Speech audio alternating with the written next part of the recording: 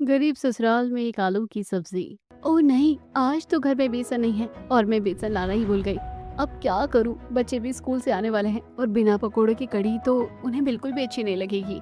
कोई बात नहीं दीदी, बच्चों को आलू बहुत ज्यादा पसंद है, तो आप एक काम कीजिए कि कढ़ी में थोड़े प्याज और आलू डाल दीजिए, तब बच्चे खुश होकर खाना खा लेंगे। हाँ, ये आइडिया अच्छा है।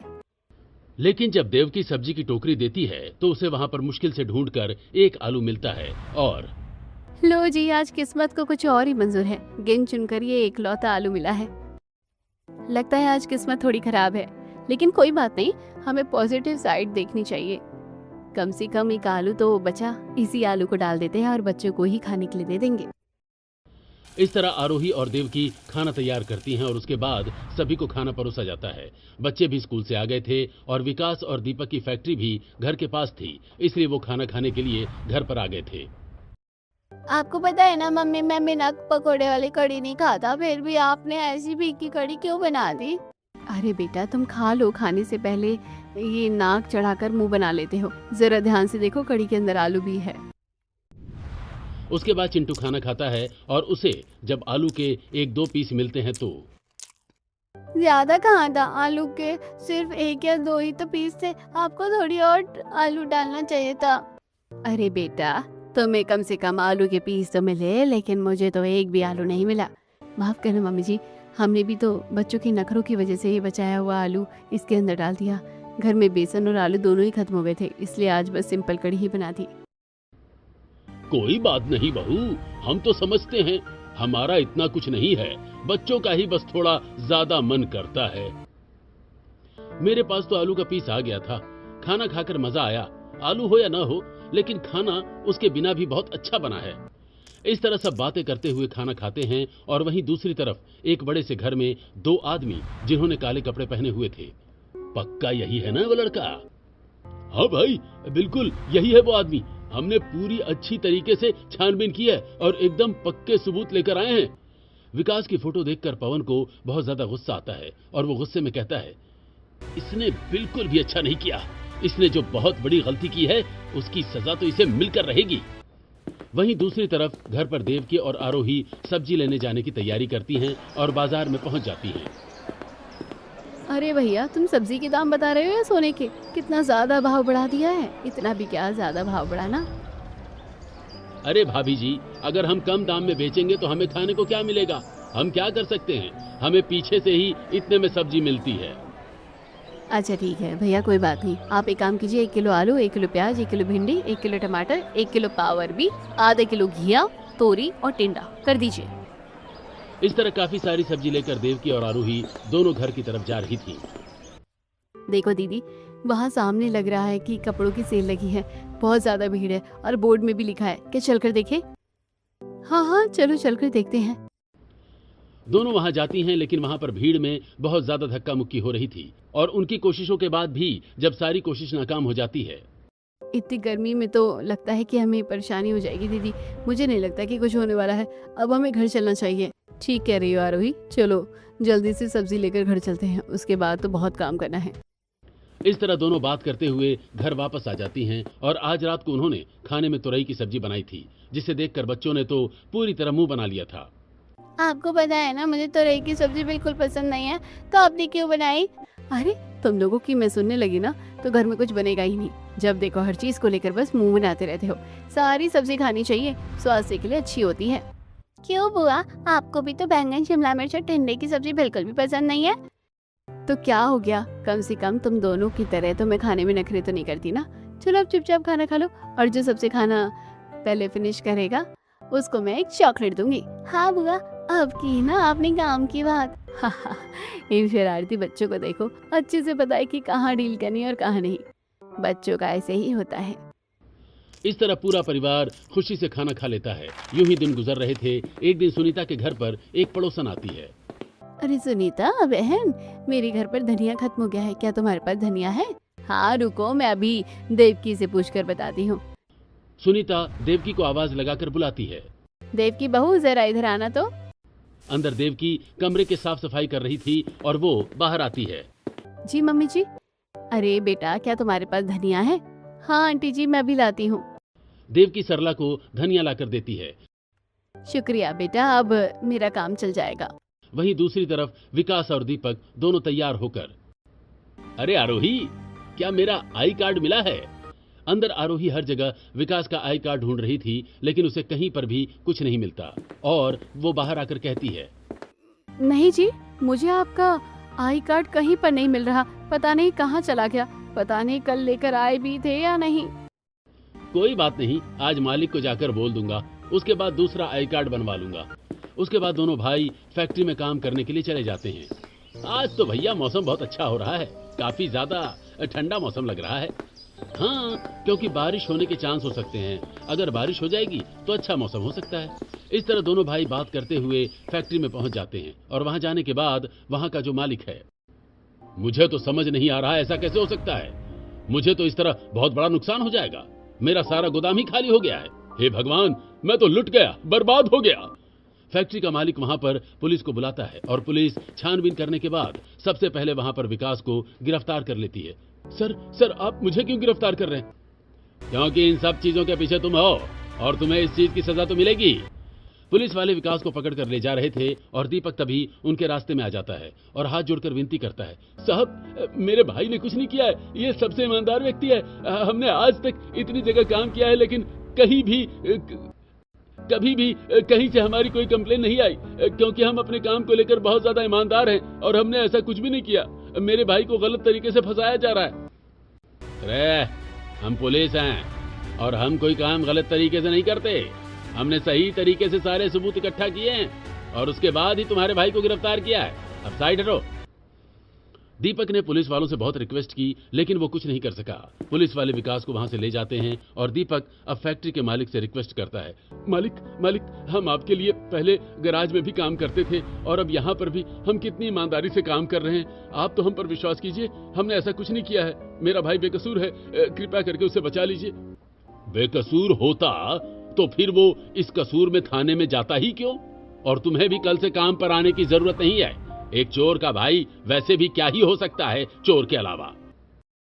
दीपक को बहुत ज्यादा बड़ा झटका लगता है और वो डायरेक्ट पुलिस स्टेशन में जाता है और वहां पर अपने भाई की बेल के लिए डिमांड करता है।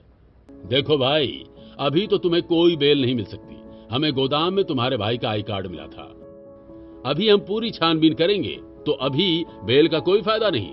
ये सब सुनने के बाद दीपक विकास के पास जाता है। तुम चिंता मत करो मेरे भाई, हम जल्द ही तुम्हें यहां से निकालेंगे, मैं अच्छे से जानता हूं कि तुम बिल्कुल बेकसूर हो। हाँ भैया, आप घर वालों को सच मत बताना वरना उनका दिल टूट जाएगा। सच भी भला किसी से छुप सकता है? जब दीपक घर आता है तो मजबूरन उसको सारी बात घर वालों को बतानी पड़ती है और इस बात को सुनकर घर वालों के पांव तले जमीन खिसक जाती है। नहीं, ऐसा नहीं हो सकता, वो बेकसूर है, उन्होंने ऐसा कुछ नहीं किया, वो तो सबसे ईमानदार व्यक्ति है, भला पुलिस वाले ऐसे कैसे कर सकते हैं? नहीं, ऐसा नहीं हो सकता, हमारा बेटा बेकसूर है। हमारे बेटे को बेवजह फंसाया जा रहा है, हम उनके खिलाफ खुद केस करेंगे। कुछ नहीं हो सकता, मैंने बेल के लिए भी डिमांड की लेकिन पुलिस वालों ने साफ मना कर दिया। गोदाम में विकास का आई कार्ड मिला था, अब मैं समझा कि घर पर जब उसका आई कार्ड नहीं मिल रहा था तो जानबूझकर किसी ने उसका आई कार्ड लेकर उसे फंसाने की कोशिश की है। अब हम क्या करेंगे? हम विकास को कैसे लेकर आएंगे? हम इस तरह हार नहीं मानेंगे और मैं अपने भाई को सही सलामत घर वापस लाकर रहूंगा। इस तरह पूरे परिवार के ऊपर मुसीबतों का पहाड़ टूट पड़ता है और पूरा परिवार आज बहुत ज्यादा टेंशन में था। बच्चों को तो खाना खिलाकर सुला दिया गया था लेकिन पूरे परिवार में बाकी किसी का भी खाना खाने का मन नहीं किया। आखिर करता भी कैसे? इतनी बड़ी सिचुएशन जो उनके साथ हो गई थी, पूरा परिवार बस करवटें बदल रहा था। मुझे समझ ही नहीं आ रहा कि ये सब कैसे हो गया। हे भगवान, बड़ी मुश्किल स्थिति है, कृपा करके हमें इस स्थिति से बाहर निकालने का साहस देना और हमें रास्ता दिखाना कि हम किस तरह से बाहर निकल सकते हैं। पता नहीं क्यों लेकिन मुझे बहुत डर लग रहा है। वहीं दूसरी तरफ बड़ी हवेली में आज पवन बहुत ज्यादा खुश था और हाथ में शैंपेन लेकर सेलिब्रेट कर रहा था। आज तुमने बहुत अच्छा काम किया है और तुमने मेरा नाम रोशन कर दिया। अभी तो उसके किए की आधी सजा भी नहीं है, अभी तो बस खेल की शुरुआत हुई है। चलो एंजॉय करते हैं, चीयर्स।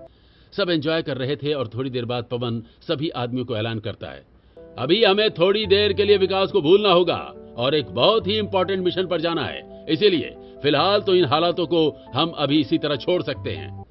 आखिर ये सब क्या हो रहा था, और पवन कौन था, और वो विकास के पीछे हाथ धोकर क्यों पड़ा था, और क्या सच में वो विकास को बुरे और गलत तरीके से फंसा रहा था, या सच में विकास ने कुछ गलत किया था?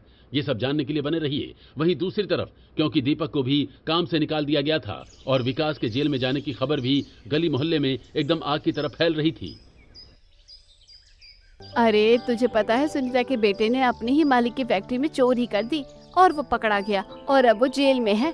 बताओ कैसा कलयुग का जमाना आ गया है। जिस थाली में खाते हैं उसी की थाली में छेद कर देते हैं। उन्हें ऐसा नहीं करना चाहिए था। सच में आजकल किसी की भोली सूरत पर नहीं जाना चाहिए। कभी क्या पता किसका ईमान डूब जाए। अरे ईमानदारी की चाहे 2 सूखी रोटी खा लो, लेकिन गलत काम करके नहीं करना चाहिए। इस तरह गली मोहल्ले में हर जगह ये बात हो रही थी, और वहीं दूसरी तरफ परिवार के हालात तो बहुत ज्यादा खराब हो गए थे। दीपक पूरा दिन दर बदर भटक कर काम ढूंढता है, लेकिन उसे कहीं पर भी काम नहीं मिलता। क्या आपके यहाँ पर अभी काम है? मैंने पॉम्फलेट देखा था और उस पर लिखा था कि एक वर्कर की जरूरत है आपको।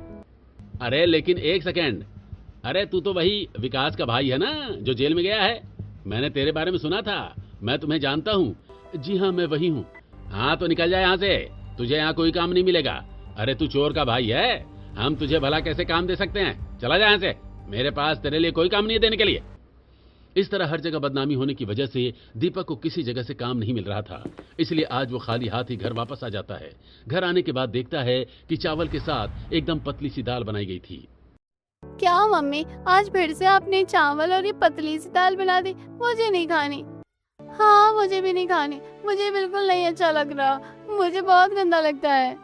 बच्चों के नखरे सुनकर आज देवकी को बहुत ज्यादा गुस्सा आ जाता है। आज से पहले उसने बच्चों को कभी नहीं डांटा था, लेकिन आज वो उनके ऊपर बहुत ज्यादा भड़क जाती है। तुम दोनों को जब देखो हमेशा बस नखरे करने होते हैं, और तुम्हें शर्म नहीं आती कि चुपचाप हम खाना खा लें? अगर इतना ही नखरे दिखा रहे हैं ना तो खाना खाने की जरूरत नहीं है, रहने दो, कुछ मत खाओ। देवकी उनके आगे से प्लेट हटा देती है। इसके बाद चिंटू बहुत ज्यादा रोने लगता है। अरे कोई बात नहीं बहू, अरे तुझे बच्चों को इस तरह से नहीं डांटना चाहिए। नहीं मम्मी जी, पहले ही हमारे घर के हालात बहुत ज्यादा खराब हो गए हैं और इन लोगों को बिल्कुल भी समझ नहीं आता। जिद बिल्कुल बढ़ती जा रही है। कम से कम हालात तो समझने चाहिए ना कि इस समय जिद करने का समय नहीं है। राशन खत्म होने वाला है और इन्हें कहीं काम नहीं मिल रहा, कैसे काम चलेगा? चिंता मत कर बहू, हम कोई ना कोई रास्ता निकाल लेंगे। और ये तो बच्चे हैं, इन्हें इन सब चीजों के बारे में इतनी बारीकी से कुछ नहीं पता होगा। उसके बाद सब चुपचाप खाना खाने लगते हैं। 2-3 दिन तो गुजर जाते हैं, और जब कुछ दिन बाद अब घर में राशन खत्म होने लगता है। दीदी राशन खत्म हो गया है, बस थोड़ा सा आटा बचा है और सब्जी के नाम पर बस घर में सिर्फ 2 आलू बचे हैं। बच्चे फिर से नखरे करेंगे। एक काम करो, उन दोनों आलू की एक पतली सी सब्जी बना लेते हैं।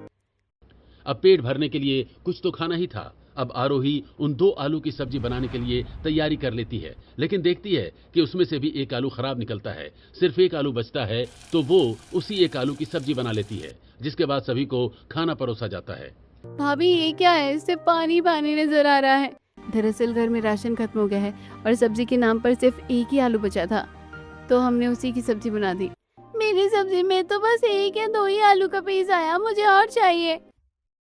अब देवकी चिंटू को आंखें दिखाती है। उसके बाद वो चुप हो जाता है और चुपचाप खाना खा लेता है। घर में सब बहुत परेशान थे, और वहीं दूसरी तरफ दीपक को भी हर जगह काम ढूंढने के बाद बहुत दूरी पर मेहनत मजदूरी का काम मिल जाता है। आज से पहले कभी इतना सामान उठाने का काम नहीं किया, अब तो मेरी कमर जवाब दे रही है। वहीं दूसरी तरफ पूरा परिवार विकास से मिलने जाता है। बेटा तुम ठीक तो हो ना? मैं भी कैसा सवाल कर रही हूँ, यहाँ पर भी भला कोई ठीक हो सकता है? चिंता मत करो माँ, मैं बिल्कुल ठीक हूँ। आप लोग अपना ध्यान रखिए और ज्यादा चिंता मत कीजिए। चिंता कैसे न करे बेटा, लेकिन तुम चिंता मत करो, हम तुम्हारे लिए पैसे इकट्ठा कर रहे हैं और हम जल्दी ही तुम्हारी बेल करवा कर रहेंगे। मुझसे आपकी ये हालत और नहीं देखी जाती। ऐसे नहीं रोते आरोही, तुम हौसला मत तोड़ो, सब ठीक हो जाएगा। पूरा परिवार विकास से मिलकर घर वापस आ जाता है। वहीं दूसरी तरफ अब गली मोहल्ले में कोई भी उनको ठीक नजर से नहीं देखता था। पूरा परिवार घर जाकर दरवाजा खोलकर अंदर जाने लगता है, तो अगल बगल में अड़ोसी पड़ोसी आपस में उनके बारे में बातें करने लगते हैं। इन लोगों को तो जरा भी शर्म नहीं आती। उस समय पूरा परिवार काफी संघर्षों से लड़ रहा था। देवकी खाना बनाने के लिए डब्बा खोलकर देखती है, तो घर में खाने के लिए कुछ भी नहीं था। हम राशन लाना तो भूल ही गए। तब दीपक अपने पास से 50 रुपए निकाल कर देता है और कहता है, अभी मेरे पास सिर्फ इतने ही पैसे हैं, इनमें जो कुछ भी आता है तुम लेकर आ जाओ। देवकी जाती है और 50 रुपए का आटा खरीद लेती है। उसके बाद वो घर आती है तो देखती है बनाने के लिए कोई सब्जी नहीं है। देवकी सब्जी लेने के लिए पड़ोस के घर जाती है। आंटी जी, क्या आपके पास कुछ आलू बचे हैं? अगर एक आलू भी है तो काम चल जाएगा। अपनी चौखट पर देवकी को देखकर सरला मुंह बनाकर अंदर जाती है और जल्दी से एक आलू लाकर उसे दे देती है। देख, आज तो मैंने तेरी मदद कर दी क्योंकि तूने मेरी मदद की थी। और देख बहू, आज आराम से कह रही हूँ, आज के बाद हमारे घर पर आने की जरूरत नहीं है। हम अपने घर पर कोई रिस्क नहीं लेना चाहते, इसलिए तुम आज के बाद हमारे घर मत आना। इतना कहते ही सरला देवकी के मुंह पर दरवाजा बंद कर देती है और देवकी को बहुत बुरा लगता है। वो घर जाती है और आटे से रोटियां बनाने लगती है। दीदी, आप कोई सब्जी नहीं लेकर आई? सब्जी कैसे लाती? 40 से 60 रुपए किलो तो सब्जी है। फिर मैंने सोचा कि आटा लेना बहुत ज़्यादा ज़रूरी है। इसमें कम से कम हम 2-3 दिन कुछ खा कर तो समय बिता सकते थे। खाली पेट रहना तो ज़्यादा मुश्किल है और बच्चों को इस हालत में देखा नहीं जाता। साथ में आज सरला आंटी के घर गई थी, मुझे लगा था कि वहाँ से अगर 1-2 आलू मिल जाता तो उसी की सब्ज़ी बना देती। जैसे पहले हमेशा एक आलू की सब्ज़ी बनाई है और उसमें काम चल जाता था। लेकिन देवकी आरोही को सारी आप बीती बताती है। इन समाज में रहने वाले समाज के ठेकेदारों का ऐसा ही होता है। जब इन्हें कुछ काम होता था तो बड़ी जल्दी आ जाते थे, लेकिन अब हर कोई हमारे बारे में बात करता है और हमें इग्नोर करता है। कोई बात नहीं, अगर बुरे दिन आते हैं ना तो अच्छे दिन भी जरूर आएंगे। कहते हैं ना, हर रात के बाद उजाला तो होता ही है। आपको ये आलू नहीं लाना चाहिए था, वहीं छोड़ कर आना चाहिए था। उन्होंने दरवाजा बंद कर दिया और काफी समय से बिना सब्जी के खाना खा रहे हैं। इसमें खाने का क्या दोष? इसे एक आलू की सब्जी बना ही देते हैं। इस तरह परिवार के ऊपर भारी संकट था, लेकिन खाने में सिर्फ सूखी रोटी थी और एक आलू की पतली सी सब्जी, जिसकी वजह से बच्चे ज्यादा आनाकानी करते थे। लेकिन अब धीरे धीरे बच्चे भी समझ रहे थे कि घर में कुछ तो प्रॉब्लम है जिसकी वजह से ऐसा हो रहा है। इसलिए सब बिना शिकायत के चुपचाप खाना खा लेते हैं। यूं ही दिन गुजरते हैं। एक दिन बारिश का मौसम हो रहा था और गली में सब्जी वाला सब्जी बेचने आया था। अरे भैया, जरा मुझे पालक आलू गोभी सब्जी दे दो। आज तो मौसम काफी ठंडा हो रहा है, सोच रही हूँ सबके लिए गर्मा गर्म पकौड़े बना दूंगी। ये तो तुमने बहुत अच्छा सोचा। अब मेरा भी पकोड़े खाने का मन कर रहा है। मैं अभी गोभी के पकोड़े तो जरूर बनाऊंगी। ये सब बातें वो परिवार सुन रहा था और देख रहा था कि सब किस तरह पकौड़े बनाने के लिए भी सब्जी खरीद रहे हैं, लेकिन उनके पास तो सब्जी बनाने तक के लिए सब्जी खरीद सकें उसके भी पैसे नहीं थे। अभी हमारे हालात बुरे हैं, लेकिन मुझे सबसे ज्यादा विकास भैया की चिंता हो रही है। पुलिस भी कुछ नहीं कर रही है और कोई हमारी मदद करने को तैयार नहीं है। समझ नहीं आ रहा क्या होगा। मुसीबत तो एक तरफ होती है और जब ऐसे में खाना भी नसीब न हो तो मुसीबतें बढ़ती ही हैं। थोड़ी देर बाद बारिश हो जाती है और ठेले वाला वहां से अपना ठेला लेकर चला जाता है, लेकिन मिट्टी में उसका ठेला फंस जाता है और उसे निकालने के चक्कर में वहां पर कुछ सब्जी गिर जाती है। अरे यार, इसे भी अभी फंसना था क्या? और बारिश भी हो रही है और घर जाने में मैं पूरा भीग जाऊंगा। जल्दी निकल जा। जबरदस्ती ठेला निकालने पर सब्जी गिर जाती है और उसके बाद सब्जी वाला जल्दी जल्दी वहां से चला जाता है और चिंटू और मिंटू ने ऐसा होते हुए देख लिया था, इसलिए वो दोनों वहां गिरे हुए कुछ आलू और टमाटर लेकर वहां से चले जाते हैं। देखो मम्मी, हम आपके लिए कुछ आलू और टमाटर लेकर आए हैं। अरे बेटा, तुम कहाँ से लेकर आ गए? हमें ये बाहर गली में गिरे हुए मिले थे। सब्जी वाले के ठेले से गिर गए थे तो हमने वहाँ से उठा लिए। आज हमें सूखी रोटी तो नहीं खानी होगी ना? आज आप हमारे लिए आलू की सब्जी बनाओगे ना? बच्चों की यह बात सुनकर सुनीता और अंजलि की आंखों में आंसू आ जाते हैं और देवकी भी काफी उदास हो जाती है। मुझसे बच्चों की ये हालत और नहीं देखी जा रही। लेकिन इन सभी हालातों में परिवार वालों को मजबूत तो रहना ही था। देवकी देखती है कि उसमें आलू तो बिल्कुल ठीक हैं, लेकिन कुछ टमाटर पिचक कर खराब हो गए, जिसमें से सिर्फ 2 टमाटर बचे थे।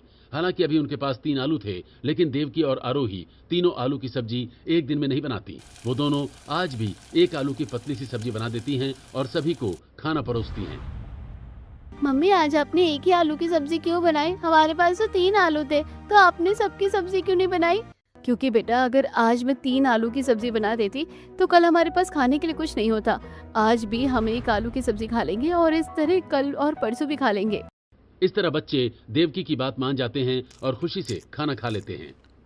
सच में कितना अभागा हूँ जो अपने परिवार के लिए कुछ भी नहीं कर पा रहा। मुझे खुद के ऊपर बहुत ज्यादा शर्मिंदगी महसूस हो रही है। नहीं बेटा, ऐसा नहीं कहते। तुम अपनी तरफ से पूरी कोशिश कर रहे हो, लेकिन अभी शायद हमारे नसीब में संघर्ष करना ही लिखा है। इस तरह परिवार वाले उन 3 आलू से हर रोज 1 आलू की पतली सब्जी बनाकर 3 दिन का काम चला लेते हैं। लेकिन अगले दिन कुछ पड़ोसन बच्चों को डांट रही थी। देखो, हमारे घर के पास आकर खेलने की जरूरत नहीं है। तुम्हारा चाचा भी चोर है, तुम लोग भी चोर हो। कैसे उस दिन ठेले से गिरी हुई सब्जी उठा रहे थे? बाहर शोर सुनकर सभी घर वाले आते हैं और बच्चों को इस तरह डांट सुनता देखकर आरोही गुस्से में कहती है, तुम्हारी इतनी हिम्मत कि बच्चों को इस तरह डांट रही हो? तुम्हें शर्म नहीं आती बच्चों के ऊपर इल्जाम लगाते हुए? देखो तो कैसे तेवर दिखा रही है। मैंने क्या गलत कहा है? एकदम सही तो कहा है। भाभी, हम आपका लिहाज कर रहे हैं, वरना जिस तरह की बातें आप कर रही है ना, हम भी आपको बहुत कुछ कह सकते हैं, लेकिन हम बात आगे नहीं बढ़ाना चाहते। अरे, आपका बेटा तो लोगों के घर से सामान उठाकर ही भाग जाता है, लेकिन हमने कभी कुछ नहीं कहा। हाँ, हमारे बच्चों ने तो फिर भी खराब और गिरी हुई सब्जी ही उठाकर घर पे लाकर दी है, और आपका बच्चा तो दूसरों के घरों से सामान जिद करके लेकर भाग जाता है, तो असली चोरी तो उसे कहनी चाहिए ना।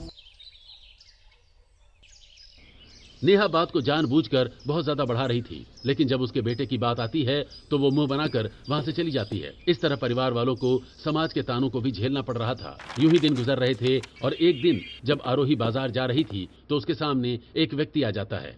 हेलो दीदी, बहुत समय बाद मिल रहे हैं।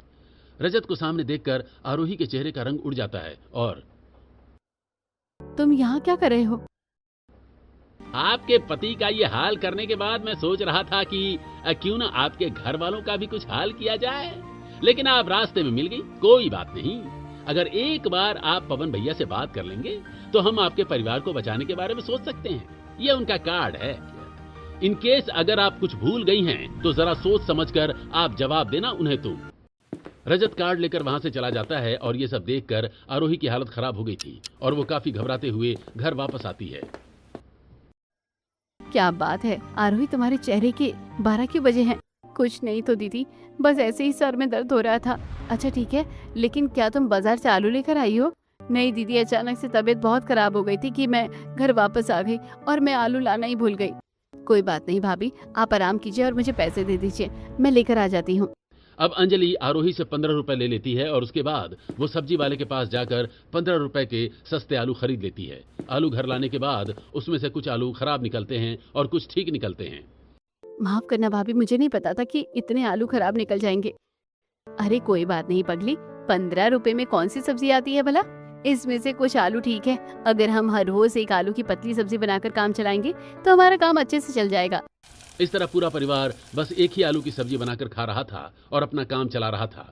आज भी घर में सभी को रोटी के साथ एक आलू की पतली सब्जी बनाकर परोसी जाती है। सब खाना खाकर सो जाते हैं, लेकिन आरोही बहुत ज्यादा बुरी सिचुएशन में फंसी हुई थी। मुझे समझ जाना चाहिए कि इन लोगों को क्या हुआ होगा। इन लोगों से बचना सच में बहुत मुश्किल है। अगर मुझे अपने परिवार को बचाना है तो मुझे खुद को त्यागना होगा। अगले ही दिन आरोही पब्लिक बूथ पर जाती है और वहां पर एसटीडी से दिए हुए नंबर पर पवन से बात करती है। आप जैसा बोलेंगे मैं बिल्कुल वैसा ही करने के लिए तैयार हूँ। बस मेरे पति को जेल से बाहर निकलवा दीजिए। क्या बात है, बड़ी जल्दी उन्हें परिवार का हिस्सा मान लिया और इतना ज्यादा कि उनके लिए कुछ भी करने को तैयार हो। चलो ठीक है, इस बार तो हम आराम से बात मान जाते हैं। तुम्हारा पति कल घर वापस आ जाएगा और उसके बाद तुम हमारे साथ चलोगी। अगले ही दिन विकास को जेल से रिहा कर दिया जाता है और पुलिस वालों ने बताया कि उसे गलत इल्जाम में गिरफ्तार किया गया था और गुनहगार कोई और ही है। परिवार वाले बहुत ज्यादा खुश थे और विकास को भी घर आकर काफी अच्छा लग रहा था। सच कहूं तो मैं वहां पर बहुत ज्यादा परेशान हो गया था और अब घर आकर मुझे बहुत अच्छा लग रहा है। मुझे भी खुशी है कि सब कुछ ठीक हो गया है। इस तरह सब ठीक हो जाता है, लेकिन अगले दिन आरोही घर से चली जाती है और वो पीछे एक लेटर छोड़कर जाती है जिसमें उसने सब कुछ सच बता दिया था। विकास को लेटर मिलता है और वो पढ़ता है। मैं वापस अपने घर जा रही हूँ। माफ करना, मैं अनाथ नहीं थी, मेरे घर वाले थे।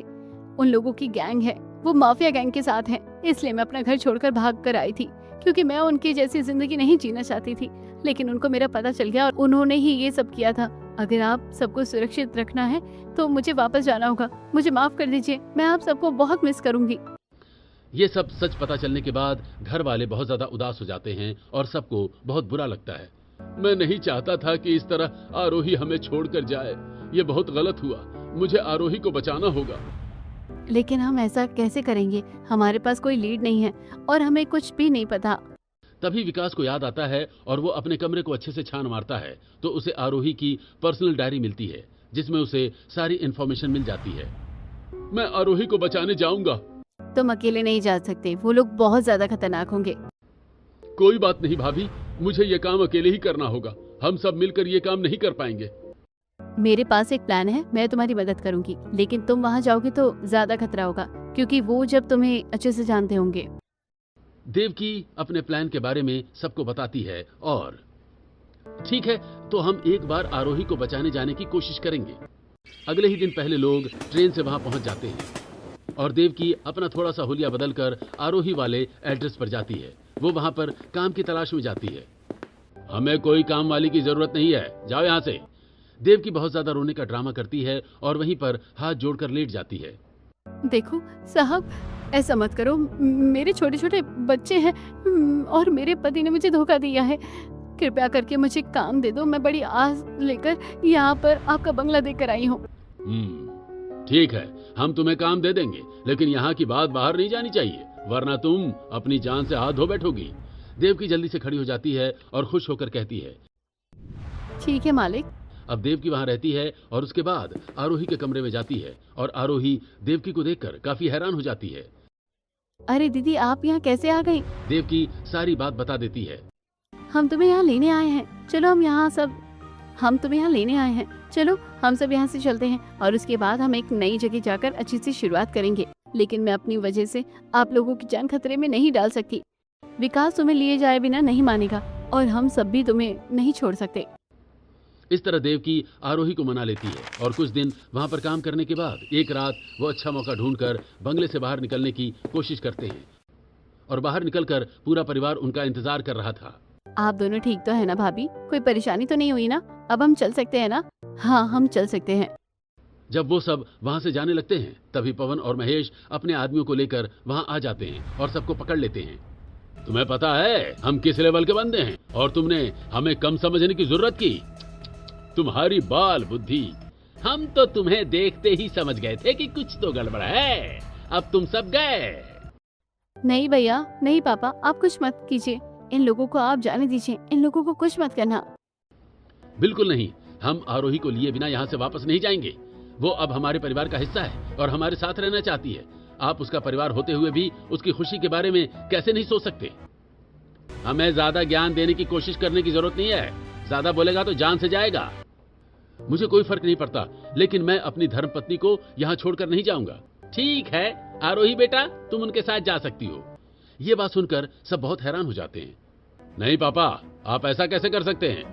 बेटा, आज मेरी आंखें खुल गई हैं। हम अपनी बेटी की शादी अपनी जैसी हैसियत वाले के हिसाब से करवाना चाहते थे, लेकिन इन लोगों का दिल बहुत ज्यादा बड़ा है और हमारी बेटी से सच्चा प्यार करते हैं और उसे किसी मुसीबत में अकेला नहीं छोड़ेंगे।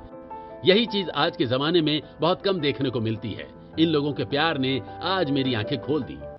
इस तरह आरोही के जो माफिया पिता और भाई थे वो अब मान जाते हैं, लेकिन वो दीपक और विकास को एक अच्छी नौकरी दिलवाते हैं ताकि वो आराम से अपना जीवन यापन कर सकें। आज घर में आरोही 10 किलो आलू लाती है और उससे अलग अलग आलू की सब्जियां बनाती है, जैसे आलू की भुजिया, आलू दम और शाही पनीर और बहुत सारी सब्जियां बनाती है। सब साथ बैठकर एक साथ खाना खाते हैं। आज का खाना बहुत अच्छा है। सच में मुझे भी यकीन नहीं हो रहा कि मेरे घर वाले भी मान गए और अब हमारी आर्थिक स्थिति भी ठीक हो गई और अब हम इतना अच्छा खाना खा रहे हैं। लेकिन माफ करना, मेरी वजह से आप सबको परेशानी हुई। अरे भाभी, आपकी वजह से हमें एडवेंचर करने को भी तो मिला और अब हमारी लाइफ भी सेट हो गई है, तो कोई दिक्कत नहीं है। हाँ बेटा, जिंदगी में मुसीबत तो आती है, चाहे किसी भी तरीके से आए, लेकिन हार नहीं माननी चाहिए। ठीक है, चलो खाना शुरू करते हैं। वैसे भी बहुत समय बाद हम इतना अच्छा खाना खा रहे हैं, ठंडा करके खाने में स्वाद नहीं आएगा। हाँ, आप तो बच्चों से भी बढ़कर निकले भैया। इस तरह परिवार आज शांति से और सुकून से बैठकर बढ़िया खाना खा रहा था और अब उनकी जिंदगी पहले से बेहतर हो गई थी।